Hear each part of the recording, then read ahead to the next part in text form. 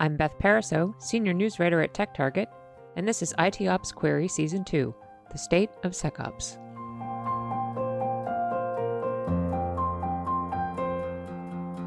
Daniel Kennedy is Principal Research Analyst for Information Security at S&P Global Market Intelligence. He created and leads the Voice of the Enterprise Information Security Quantitative Research Project. Previously, he founded Praetorian Security Group, a managed security services provider, and served as Global Head of Information Security at financial services company DB Swern & Co. Hi, Dan. Thanks for joining us. Yeah, thank you for having me, Beth. Let's start with your research. What was the most interesting finding this year in the Voice of the Enterprise as far as SecOps is concerned?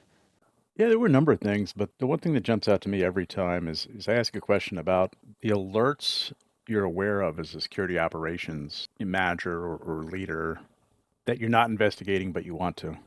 And that was 43% of alerts.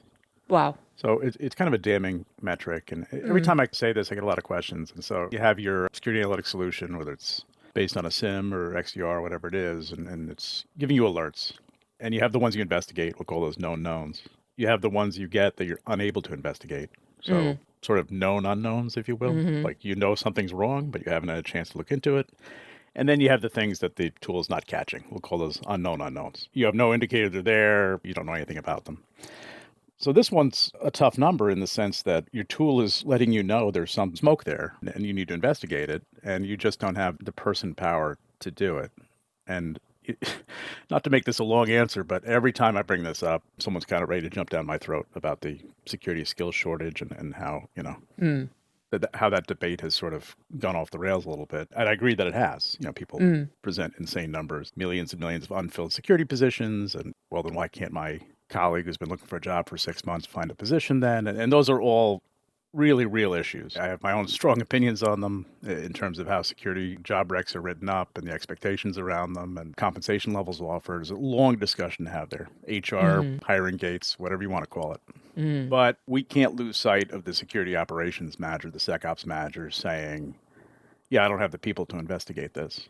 As a very reasonable problem. Yeah. And for them to also say, and there is a, for lack of a better word, skill issue here in that I'm clearly identifying cloud security skills are in short supply, forensic investigation skills are in short supply, application security level skills are in short supply. And that's affecting our ability to maintain our security posture. Yeah. And you can see sort of the after effects of that too. Managed services is an alternative where people start to look at, okay, I need incident response help as an example or something like that.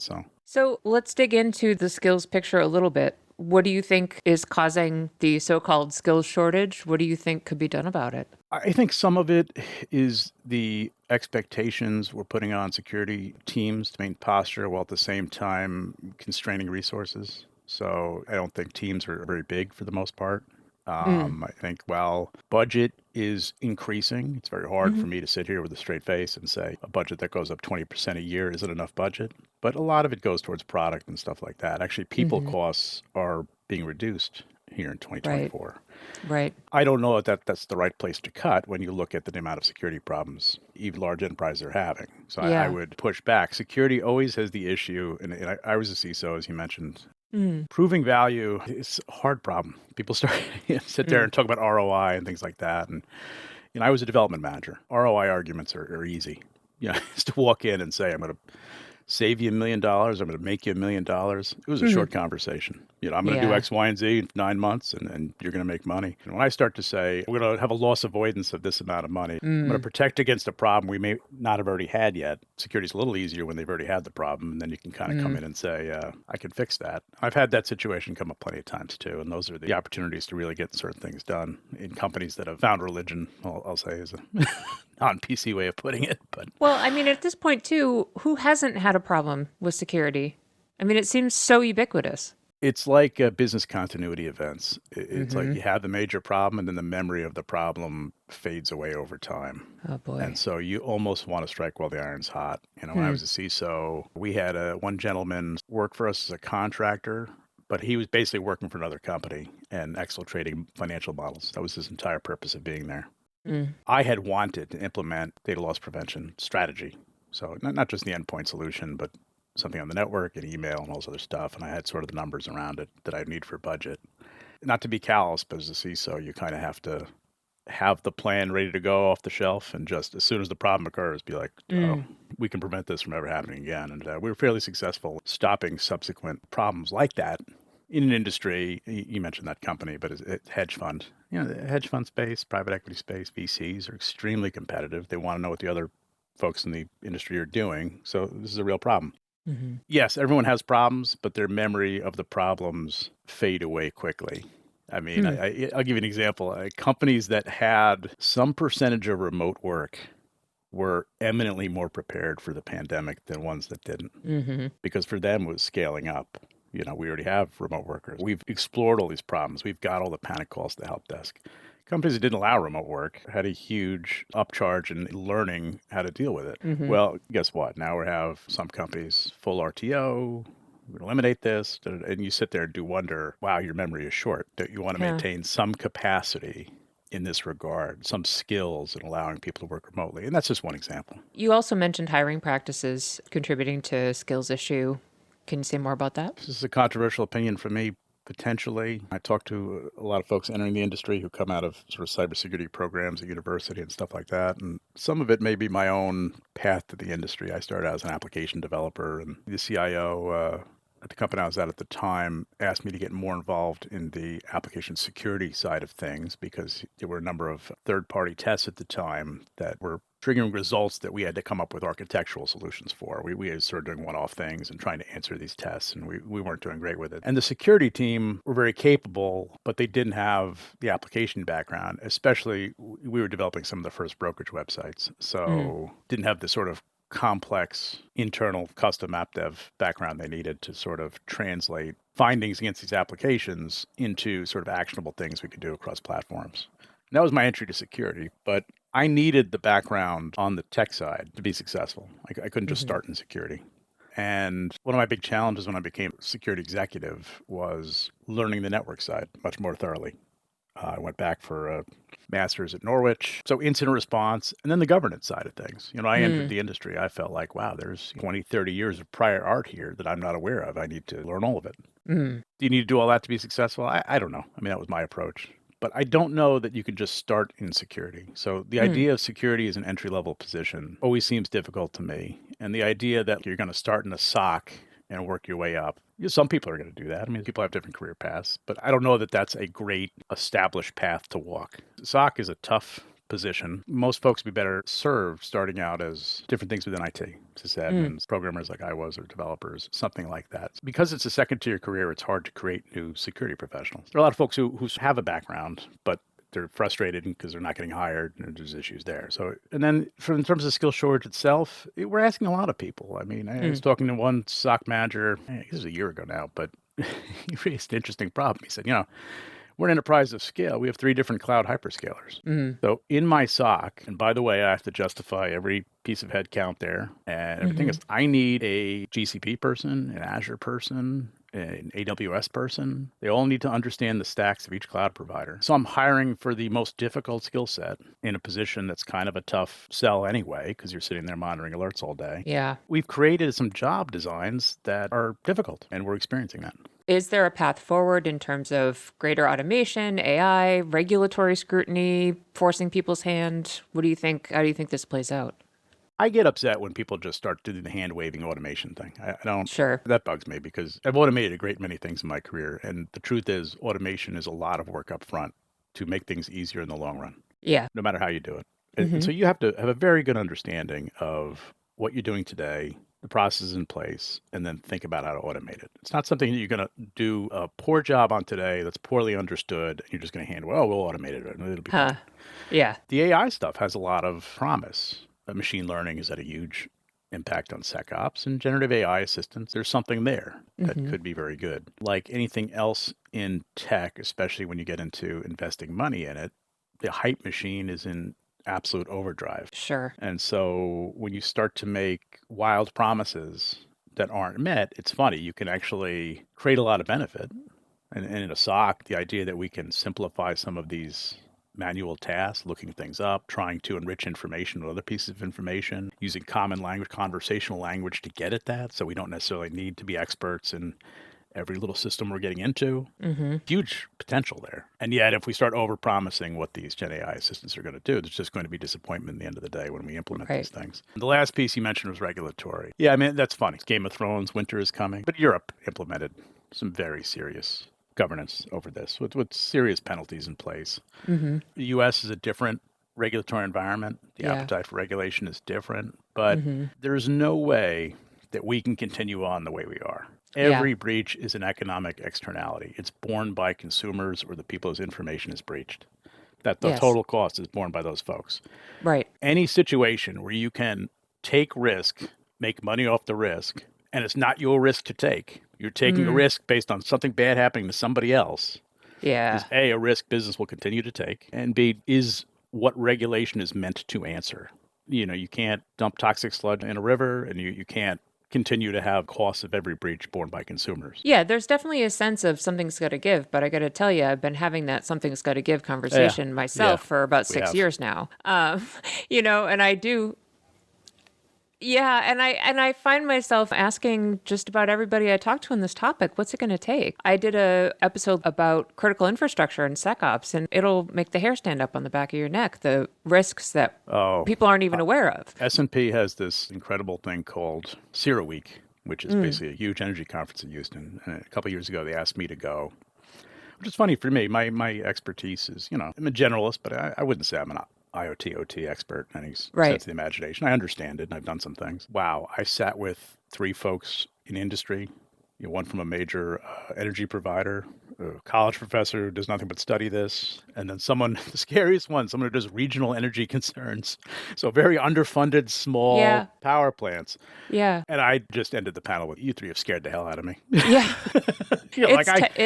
I always tend to be skeptical as a security person. I've heard so much before that I'm like, they're blowing this up more than it is. And yet, the underfunding and the idea that we are connecting very old systems to the internet that were never meant to be internet connected is very, very scary, and parallels the beginning of my career when we started to take all these mainframe applications that did brokerage.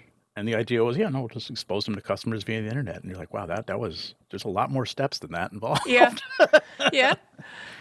I mean, that's the thing. There have been several things now, just in the last 5 or 6 years, that were supposed to be the wake-up call. Log4Shell and the SolarWinds incident, and all the way up to Crowdstrike this year. And it just keeps sort of not, the breaches just keep getting bigger and more costly.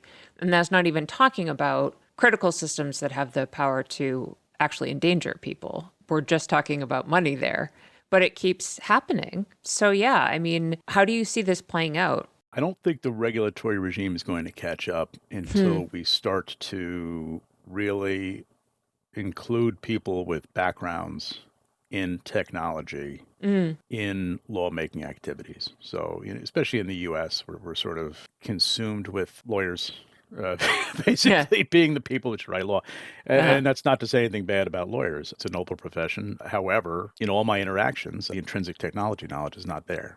And so we want to regulate technology, and we're asking people who don't really understand it in an intrinsic way or an implicit way to do that. It's not going to work. Every time I get involved with some sort of court case, somebody asking me something, the questions are so crazy and out of left field, and I'm sitting there going, well, you don't even, you really just don't even understand the basis of what you're asking. And that frustration just carries over. But there have been impactful changes. I mean, I look at California SB 1386. Gosh, that's more than 15 years old now or something, breach notification laws. That was a crack in the dam, so to speak. That caused a lot of action around security. It increased the investment in security. Whether you bore all the cost of it, the fact that you actually tell people you were breached was a huge change.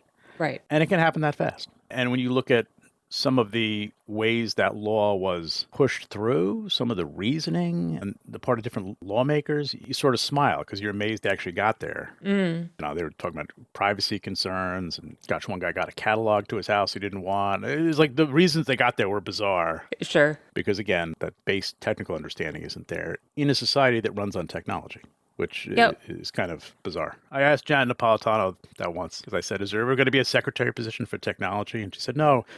Technology is a part of everything we do. And I went, okay, I don't know what to do with that, And yet we have transportation. Getting places is part of everything we do too. And yet, we have somebody thinking about trains, planes, and automobiles. So Yeah. It's almost like that's its own skills issue. But why do you think it is that way?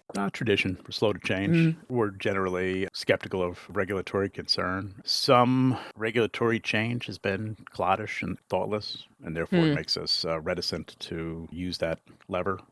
Yeah. But it is the only lever when, again, costs are being borne by parties who have no monetary benefit in taking the risk. I always smile at the idea that when someone joins a social media platform, security people will say, if you can't determine what the product is, then you're the product. Yeah. They're not wrong, but at the same time, is that how we want to run things? We're going to take advantage of people who don't have a full understanding of how their data is being used. That's the business model.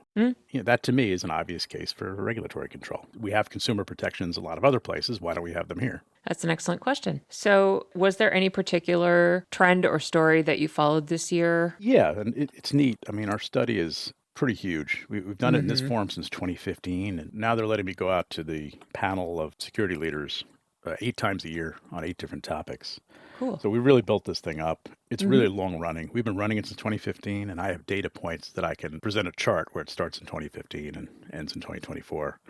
So I can see trends that people answering a question each year, they don't even realize they're answering it differently, and I can see how attitudes are shifting. SecOps, I mean, I probably followed the Crowdstrike story Yeah. most closely in 2024, and I don't see it having effect on the Crowdstrike product itself in terms of Yeah. a rollout. I see a lot of discussions around what does it mean to be in the critical path of critical infrastructure, Windows, Microsoft Windows, Yeah. and the huge effect that can have, so philosophically. And then we're seeing this argument about platforms again. I mean, Groundhog Day argument. You feel like you're waking up over and over. It's the same discussion. But For sure. certain large vendors, as they should, if you're developing a platform story, if you're a huge vendor and you can cover multiple parts of the estate, you're making that basic argument that we've done the pre-testing. We've integrated the different parts. This whole thing can work together more efficiently if you get all the pieces from us.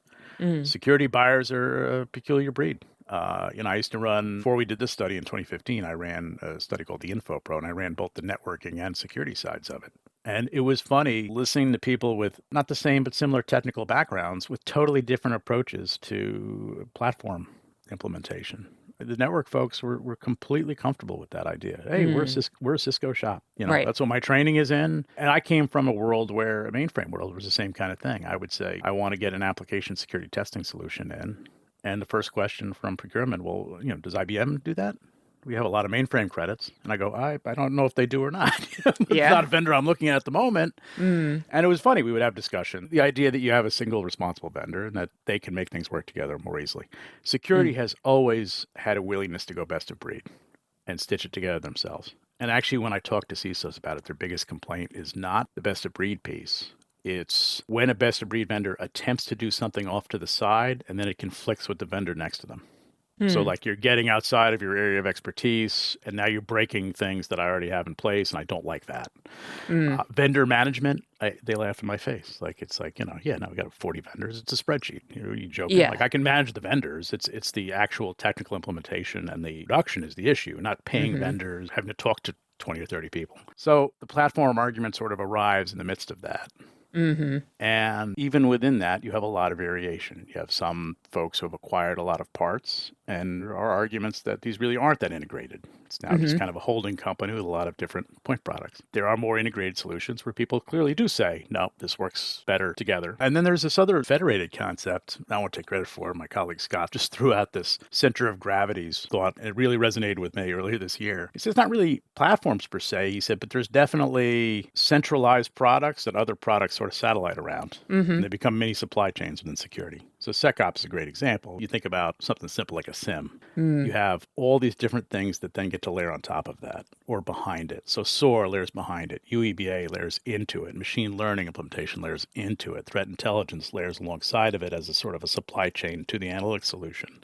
And so could you get that all from one person? Maybe. But could you achieve a platform effect by getting these things to work together, especially among vendors who have integrated tightly? Yeah, you can also do that and you're getting the same benefit. So long answer, but we've been thinking a lot about platforms this year after the outage that was caused, because that was an interesting period. We had a lot of CISOs knew exactly why they implemented Crowdstrike and what they were doing and why XDR has taken off and why endpoint is different than it was 5 and 10 years ago.